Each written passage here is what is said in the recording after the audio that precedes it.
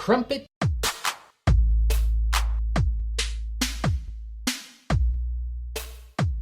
Espresso.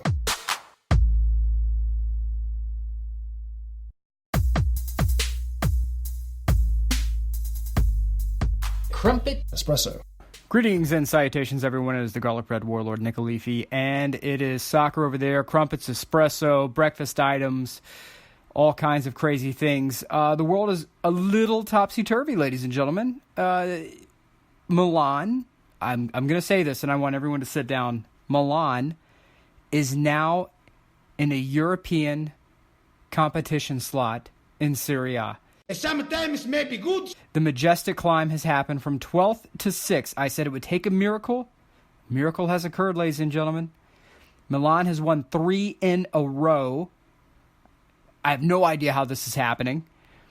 To be honest with you, the midfield looks very suspect for Milan still, but they are scoring goals when they need to. The defense is holding when they need to. Pioli made a switch to a 4-4-2, and that really seems to have helped stop the bleeding for them. But they are going to be a team that's going to need reinforcements, and they have to be financially fair play compliant. Lucas Paqueta seems that he wants to be out. Piatek says that if his dad said if he's not going to play, he wants out. So they still have issues to solve, but this is something where there are positives. There is the silver lining in the middle of the storm. So good for Milan for handling their business. They played today and won, which is, again, absolutely shocking. Just, handle your business. Tonali for Brescia, that's who they played against. It's something where Tonali is going to be, look for him to go for about 150 million. Don't be shocked if that happens. Some club will come in and they're going to make a massive bid for the guy, and don't be shocked if Tonali is leading the way for Italy going into the next World Cup. The Euros, probably not as much, but for the next World Cup, Tonali will be the guy for Italy to keep an eye on, along with Chiesa. So the way that Serie A is shaping out so far, you have Juve at the top, Inter at 2, Lazio at 3, Roma at 4, Atalanta at 5, and Milan, the Miracle Makers, at 6. Now, the matches of the week, things that you need to be paying attention to. Well, just go ahead and throw this out there. It's going to be a big weekend for one team in particular, and that is going to be Napoli, because they are going against Juve. Now, this right here is the Sarri Bowl. Maurizio Sarri used to manage Napoli, and the Hamburglar, otherwise known as Gonzalo Higuain, who used to be a club legend for Napoli since he moved to Juve. They have all kinds of wonderful tchotchkes and souvenirs that you can buy in Naples that portray Sarri as a devil, as Higuain toilet paper. I mean, you name it, it's there. But really the big story here is going to be Napoli standing in the table. They are sitting at 11th with 24 points. And here's the thing. This is where the problem comes in. Bologna, 24 points at 12. Fiorentina, 24 points at 13. Udinese, 24 points at 14. Sassuolo, 22 points at 15. And then you have Sampdoria and Lecce at 19 and 16 points. And that's occupying the 16th and 17th spots. And after that, you get into relegation territory. So there's a little bit of give there between Sampdoria and Lecce. But the problem here is that Fiorentina has won their last 2. Udinese has lost, so you have a little bit of breathing room there. But Bologna has drew, lost, and drew. So when you look at the matches this coming weekend, which is going to be, you have Fiorentina at Genoa. That's going to be a very important game. Fiorentina should walk out of there with a win. And then Bologna at Spal. Bologna should win that game, which means that if Napoli gets throttled against Juve, their problems are about to get a lot worse. And what can Gattuso do? There's not really much you can get done here. This is a team that needs to be strengthened. They're going to have players going outbound in the summer, come hell or high water. So there are things that can be done, but I don't know if Aurelio De Laurentiis will get it done. That's that's a big problem for Gattuso. It's a big problem for De Laurentiis. Clearly, he pulled the trigger too quickly on Carlo Ancelotti. And that experiment, things have gone from bad to worse. I really don't know what else can be done for these guys. It's just a nightmare season for Napoli, for a team that used to contend at the top of the table, to now be looking at it could be a very swift fall into the relegation territory. Gattuso's work's cut out for him, and again, it's just so sad for him because he's a better manager than I think than what's being portrayed here. Napoli, clearly a job he should not have taken, but Napoli needs a miracle. There's no getting around it. They need a miracle against Juve. Theoretically, it could happen, but I could also end up becoming a South Korean fighter pilot. So it's one of those things that it's possible, but highly unlikely. So put that wherever you want to put it. I'm not going to call it the must-watch game of the week or the garlic bread lock of the week, but I do think it's one that you need to pay attention to because it could have a lot of ramifications. If they start looking like they're going to be in relegation territory, don't be shocked if they lose this game that maybe Napoli has to make a couple of panic moves with what's left of the January window. But also, if they somehow survive this season, then you are looking at Koulibaly, who said he wants to go. You have a couple of other players who are probably going to say that they want out as well. So it could be an exodus at Napoli. And Aurelio De Laurentiis also owns Bari. So he even has an escape option. There are a lot of wheels at work here for Napoli. It just all depends on what the rest of the season looks like for them. But again, a very short fall to the relegation zone for them. Fiorentina, meanwhile, again, they are winners of their last two. They drew before that. So, hey, anything's better than a loss. They're slowly creeping up the table. Federico Chiesa, Patrick Cotrone, they're all doing just wonderful things. Rocco Commisso has come up aces so far, and they're climbing up the table. It is not that far of a climb to get completely out of danger here. Remember, the danger starts in Serie A at 11th in the table. After that, you have a whole slew of teams at 24 before you start dropping down, as we discussed a moment ago. So really, you need to try to get that win and try to get up to 10th and 9th, because then it gets tight again with Verona at 26, Torino at 27, Parma at 28, and Cagliari at 30. So it's not that far of a climb for Fiorentina and Bologna should they be able to start working out some wins. The reason why I don't put Napoli in that category is because they have so many problems and they've lost their last three. So I can't say that, hey, look, win the next one and boost your way up the table, because they just don't look like they have a clue at the moment. Meanwhile, some other things that are going on out there. Mario Balotelli, I just don't see a way that he can stay with Brescia going forward. I don't see how he stays in Serie A going forward. He got a red card after 7 minutes his last game for insulting a referee. So he had a yellow on a challenge. Then he came back, started chirping at the ref, got a red card. But it's just something where I don't know where else he's going to go. So if you're a Serie A team, I don't think you want him. I would strongly suggest that an MLS team come and get him. You can probably get him for free, and for at least a 3 to 6 month period, you will get phenomenal performance from him. And then after that, if you need to cut him loose, you can cut him loose. You have the ability to do that. But just keep an eye on that situation. Meanwhile, Inter still trying to get all of the players. Christian Eriksen to Inter Milan. The midfielders reached an agreement, according to CBS Sports. That agreement's been made. So now I think it just comes down to the transfer fee.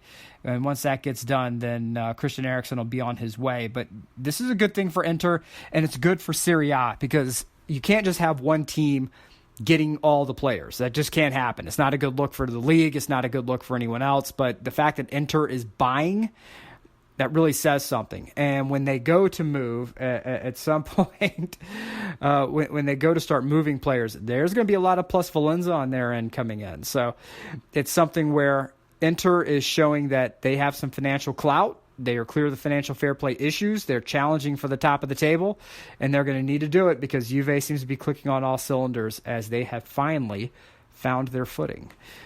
In the meantime, guys, it's just something where we're coming toward the end of the window. The rumors are going to be flying fast and furious. Just vet everything. And I get that some of you guys are just absolute grumps when it comes to transfer rumors. It's okay to enjoy transfer season. It's okay to enjoy silly season. It's something where you can really get a nice look at the inner workings of international soccer and how there's no such thing as a free lunch. There's no such thing as a free transfer. There's agent fees. There are all kinds of commissions that go back and forth. This is where you get to see where your team really stacks up from a financial standpoint. Are they making moves? What's the average purchase price of a player that they're bringing in? Where are the players coming from? These are all things that you need to take into consideration. So just keep that in mind and enjoy the season for what it is. If your team is not doing anything in the transfer season, well, it's okay. Even Milan, who got Rebic in, instant dividends, he's scoring goals. You have Zlatan Ibrahimovic, who you brought in this transfer window, right? He's even making a difference. So small moves, and I know that Zlatan, big name, but not quite the player he was, small moves can do big things for you. And you have some time left. If your team's struggling, if your team's kind of hanging out outside of the European slots, there's still time to get a move in, unless you're Manchester United, then you need to get people out, mainly Ed Woodward. Let's make that happen. Outside of that, guys, I really hope that you are enjoying the European season as it goes along. MLS is right around the corner. And I'm going to take this time to plug America's Vet Dogs. If you are out there right now and you are checking out social media and you're seeing the memes with Atlanta United's Spike, I want to let you guys know a little something that you, my friends, can contribute to this wonderful charity, right? I'm just saying it's out there. And maybe you are a veteran and you're saying, hey, look, maybe I need a service dog, right? Well, it's okay. That's fine. And you should put in the application and try to get it done. But it's great that a team like Atlanta United is absolutely, they're out there, they're making this happen, and they're showcasing Spike, and it's the pup with a purpose. That's the way that they put it. They flew him on a private jet. And I know it's not soccer over there, but I'm just telling you guys that you're talking about dogs that help vets open doors. They do, if a veteran starts having a PTSD episode, then the dog is there to help not only identify that it's happening, but quell the situation. And you can donate by going to www.vetdogs.org, or you can call at 1-866-838-3647. So there you go. We had an interview today with a veteran who works for America's Vet Dogs and was there yesterday with this past week with Atlanta United when they debuted Spike, and he'll tell you it costs about $50,000 to train one of these dogs, and the veterans get them free of charge, ladies and gentlemen. $50,000 to train the dog. Vet's getting it free of charge, and that only happens with your help. Again, it's www.vetdogs.org, or you can call 1-866-838-3647. Do some good. Make it happen. Until then, ladies and gentlemen, it's Nick Leafy, the Garlic Bread Warlord. We're going to be talking some food recipes and stuff coming up too, right, Jason? Is that going to happen? Food recipes? We're going to be doing some... In Italy, by the way, we don't have such a thing as spaghetti bolognese. They don't exist. That is an American thing. Talking about cooking some food. Are we all getting together and eating something soon? I don't know. I'm kind of getting hungry. All right. Talk soon. Love you guys. Mucho euro, y'all.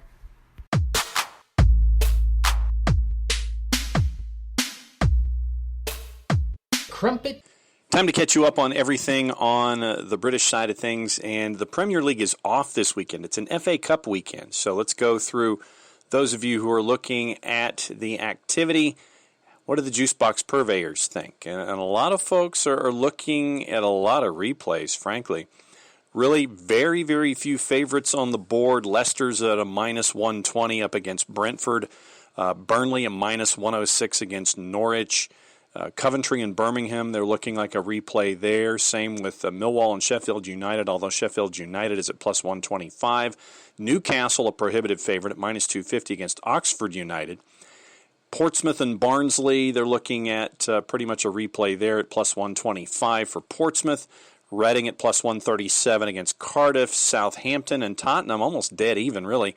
Southampton to win plus 175 and Tottenham at plus 140. West Ham minus 125 going up against West Brom, and Chelsea on Saturday minus 223 going up against Hull City. 4 other matchups: Manchester City minus 1,000 going up against Fulham. Tranmere on the quick turn after knocking off Watford. They are now at a plus 700. Manchester United minus 250 is the favorite in that one. Shrewsbury and Liverpool at minus 200. And your one matchup in the FA Cup on Monday is Arsenal minus 110 up against Bournemouth. There is activity in the Championship and League One and League Two, but the Championship pretty much has pushed everything because of the FA Cup back to Tuesday. On League One's activities, let's see what we know, and this is again courtesy of our friends at Bet365. Looks like a lot of even plays, a lot of draws perhaps on Saturday, and then everybody's back at it again on Tuesday. Prohibitive favorite is Doncaster at minus 275 on Tuesday. But really, the action on Saturday in League One, Fleetwood Town, Burton Albion, both plus 100 in their respective matchups. Ipswich is at plus 105. Rotherham at plus 140 against Peterborough.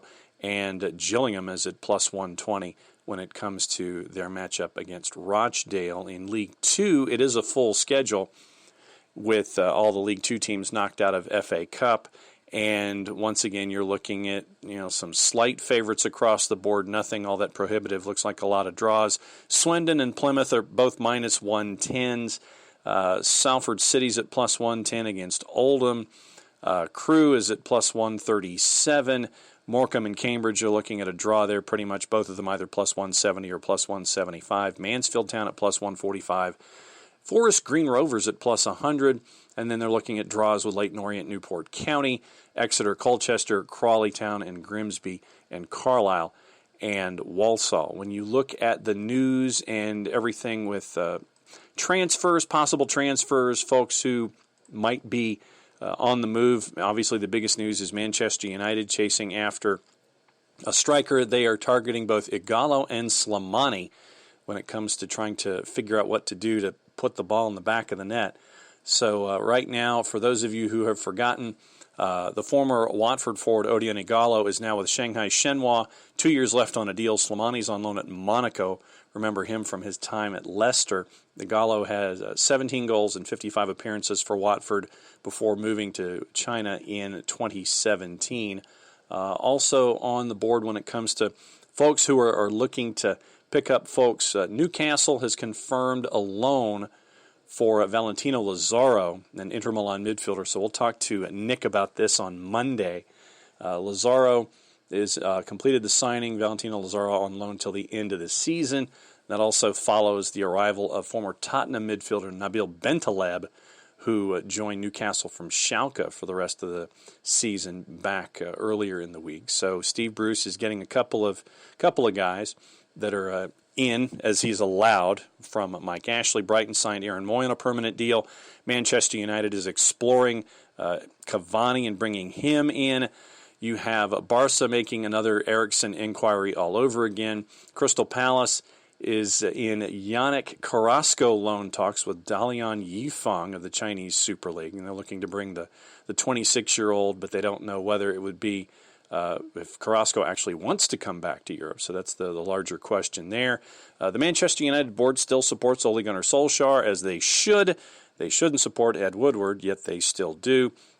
Inter has rejected United's Vecino's loan bid, and so that's the largest talk about who they really should sign. David Moyes at West Ham says that no new signings are imminent. Watford's Marvin Ziegelaar has been completed a permanent transfer to Udinese. Neil Lennon at Celtic has said that he wants to sign a winger in January. And Inter Milan is going to refresh their bid to sign Olivier Giroud after a loan deal for Fernando Llorente has fallen through. Brendan Rodgers says that Leicester is looking at center back options.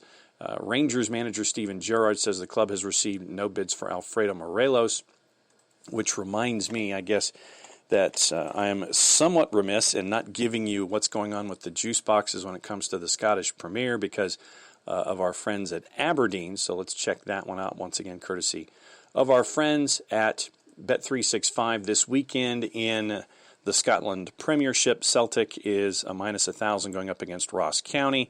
Livingston is at plus 100 going up against Hamilton Academical. Motherwell's at plus 125 against Hibernian. St. Johnston is at plus 140 going up against Kilmarnock.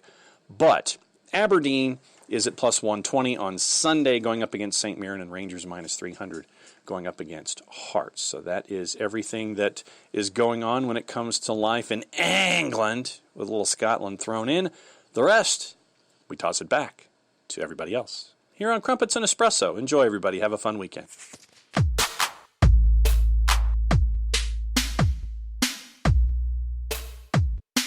Mate.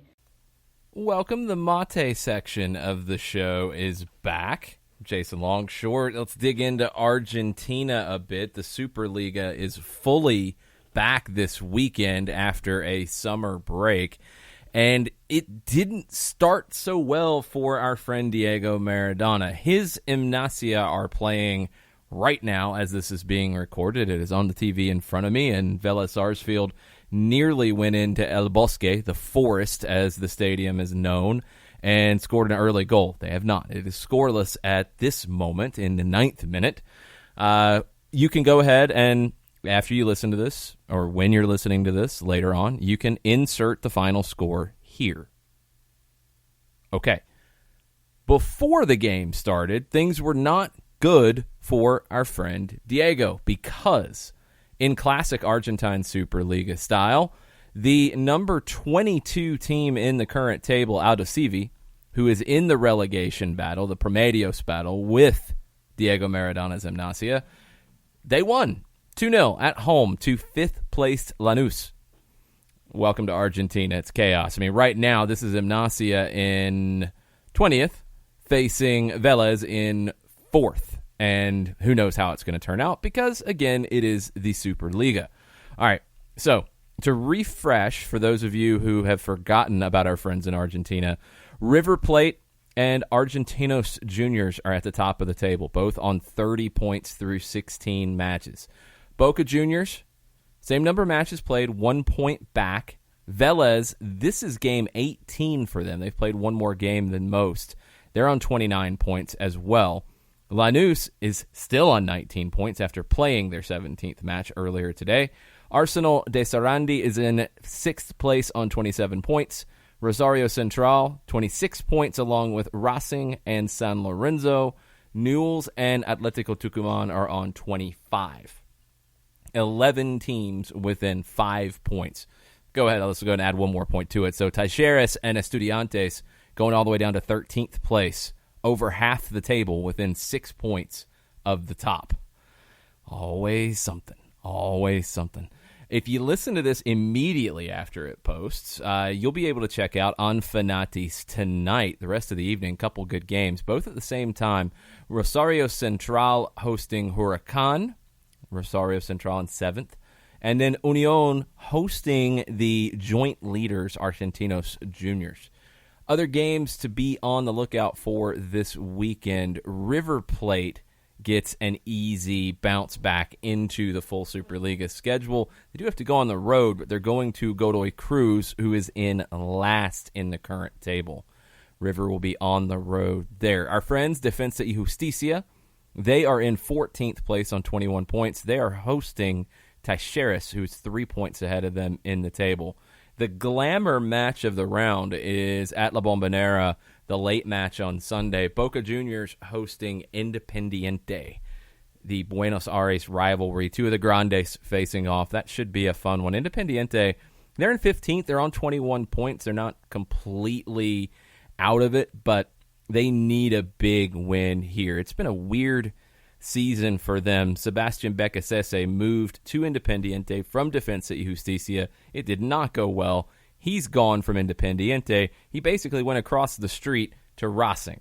They host Atletico Tucumán in the match preceding Boca and Independiente on Sunday.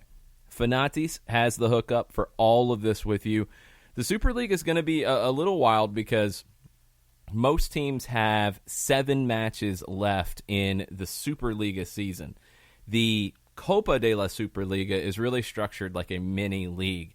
It's going to be 11 matches in a group, and the 2 group winners will face off in a Copa de Superliga final at the end of it. So, when you look at the Promedios table, which is the relegation table, Gimnasia is still on the bottom of it, but they're within shouting distance. That Aldosivi win was not what they wanted to see because Aldosivi is the final remaining safe team in the table. They need to drop points if Diego Maradona's Gimnasia are going to survive. Patronato is just ahead of Gimnasia. Central de Cordoba is just ahead of that. Central's in their first season in the Superliga in the last 3 years, so the points and that points per game number can shift wildly for them. Aldosivi, it can shift a pretty good bit because they've been there for a couple of years now, so losses can affect them in a bigger way, but a win can also affect them in a bigger way, and they got that earlier today. Colón is ahead of Aldosivi and 20th in the Promedios table. Newell's looks to be okay. Rosario Central is definitely okay with the way they're playing the season. Banfield is level with Rosario Central. They should be all right. It's really down to the bottom 3, Gimnasia, Patronato, Central de Cordoba, Aldosivi, Colón. I think it's down to those 5 that are going to be battling it out the rest of the way. That Copa de la Superliga, those matches count in this table because Argentina's crazy. That's how their league structure is. Just get used to it. It's fun. Embrace the madness.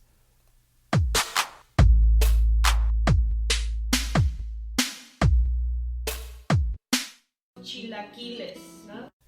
Let's head up to Mexico to close out some Crumpets and Espresso and Mate and Chilaquiles today. We're 2 matches in Mexico for most teams. Not everybody's played 2 matches, but most. 12 of the 18 have won a match out of their first 2 or have won their only match. So very narrow margin so far. The crazy thing is nobody's won both of their matches. So nobody's perfect. The 3 teams that have 4 points went in a draw: Chivas, Pumas, and San Luis. So you're looking for matches in Mexico to watch. A lot of Atlanta United fans are going to watch the match tonight, the late one from Tijuana, as Xolos hosts Club America, 10:10, and it will be available in English on FS2 tonight. Other matches that are intriguing this weekend: Necaxa hosting San Luis. San Luis is a team that you want to see, can they hang? Are they going to be able to hang with the big boys in this table?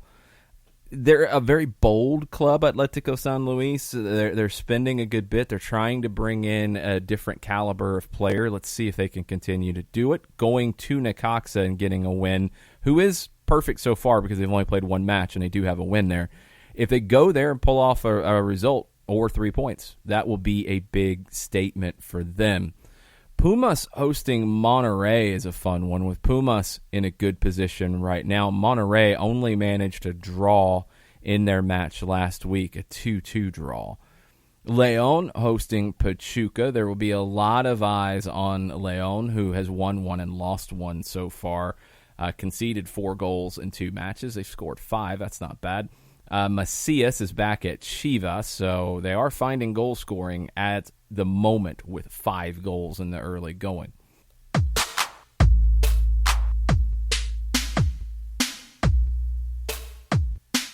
Thanks, everybody, for listening to another round of Crumpets and Espresso and Mate and Chilaquiles and probably a few others that we left out. Maybe there was a little bit of Haggis Iron Brew in there. You know how you never know these things. We'll be back on Monday for soccer over there, live from the Brewhouse Cafe. And if you'd like to come out and join us, we will have our new Soccer Down Here hats available, the trucker hat variety. they've been flying off the shelves, or they're not really on a shelf, they're in a box. They've been flying out of the box and making their way to SDH fans. Thanks, you guys, for hopping on this. Everything goes back into supporting the show, allowing us to do more live events like our shows at the Brew House. The Atlanta United preview show has been branded as the run-up, and that will be hosted by Kelly Francis and John Nelson and Nick Alifi from time to time. And, I'll be on talking soccer because, I don't get enough of that. So all kinds of guests. Those will be on the night before Atlanta United home matches live from the Brewhouse Cafe. Make sure you have February 15th marked down on your calendar. The whole SDH crew will be hanging out at Wild Heaven West End down at the Lee and White facility. It's a great brewery if you've not been there. We'll be getting you set for the upcoming season. It's kind of a season kickoff party.